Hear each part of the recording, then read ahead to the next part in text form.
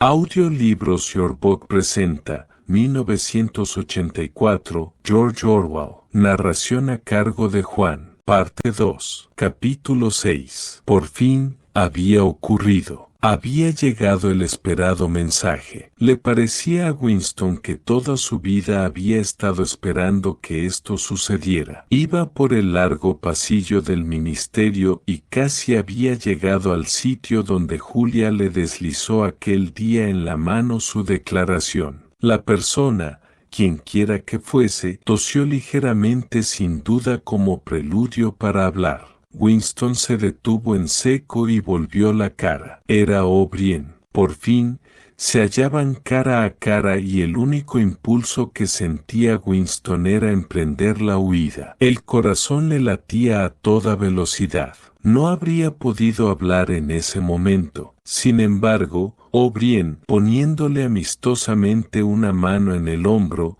siguió andando junto a él. Empezó a hablar con su característica cortesía, seria y suave, que le diferenciaba de la mayor parte de los miembros del partido interior. He estado esperando una oportunidad de hablar contigo, le dijo. Estuve leyendo uno de tus artículos en neolengua publicados en el Times. Tengo entendido que te interesa, desde un punto de vista erudito, la neolengua. Winston había recobrado ánimos, aunque solo en parte. No muy erudito, dijo. Soy solo un aficionado. No es mi especialidad. Nunca he tenido que ocuparme de la estructura interna del idioma. Pero lo escribes con mucha elegancia, dijo O'Brien. Y esta no es solo una opinión mía. Estuve hablando recientemente con un amigo tuyo que es un especialista en cuestiones idiomáticas. He olvidado su nombre ahora mismo, que lo tenía en la punta de la lengua. Winston sintió un escalofrío. O'Brien no podía referirse más que a Sime. Pero Sime no solo estaba muerto, sino que había sido abolido. Era una no persona. Cualquier referencia identificable a aquel vaporizado habría resultado mortalmente peligrosa. De manera que la alusión que acababa de hacer O'Brien debía de significar una señal secreta. Al compartir con él este pequeño acto decremental, se habían convertido los dos en cómplices. Continuaron recorriendo lentamente el corredor hasta que O'Brien se detuvo. Con la tranquilizadora amabilidad que él infundía siempre a sus gestos, aseguró bien sus gafas sobre la nariz y prosiguió. Lo que quise decir fue que noté en tu artículo que habías empleado dos palabras ya anticuadas. En realidad, hace muy poco tiempo que se han quedado anticuadas. ¿Has visto la 10ª edición del diccionario de neolengua? No, dijo Winston. No creía que estuviese ya publicado. Nosotros seguimos usando la 9ª edición en el departamento de registro. Bueno,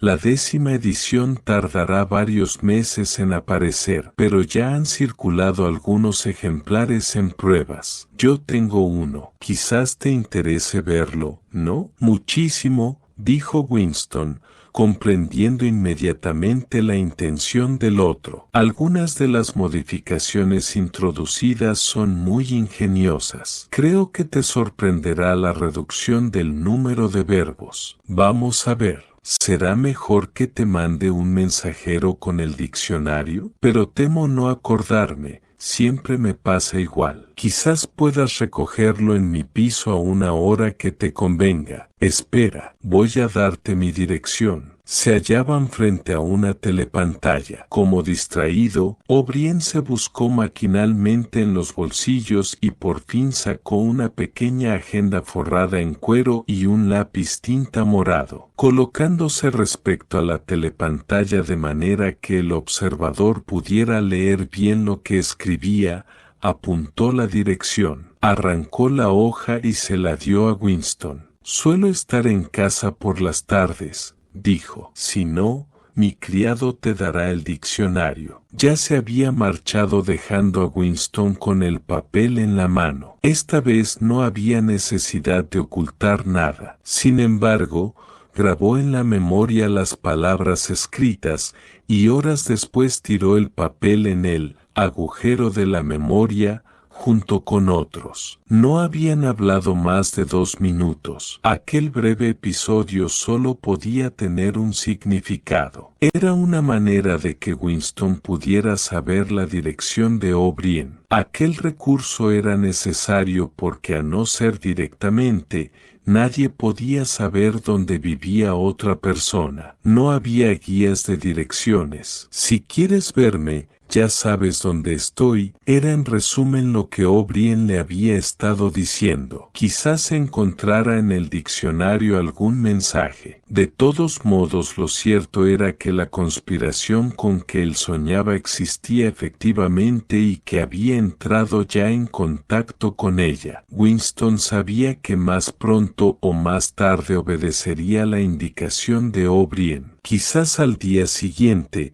quizás al cabo de mucho tiempo, no estaba seguro. Lo que sucedía era solo la puesta en marcha de un proceso que había empezado a incubarse varios años antes. El primer paso consistió en un pensamiento involuntario y secreto. El segundo fue el acto de abrir el diario. Aquello había pasado de los pensamientos a las palabras, y ahora, de las palabras a la acción. El último paso tendría lugar en el Ministerio del Amor, pero Winston ya lo había aceptado. El final de aquel asunto estaba implícito en su comienzo. De todos modos, asustaba un poco, o, con más exactitud, era un pregusto de la muerte, como estar ya menos vivo. Incluso mientras hablaba O'Brien y penetraba en él el sentido de sus palabras, le había recorrido un escalofrío. Fue como si avanzara hacia la humedad de una tumba, y la impresión no disminuía por el hecho de que él hubiera sabido siempre que la tumba estaba allí esperándole.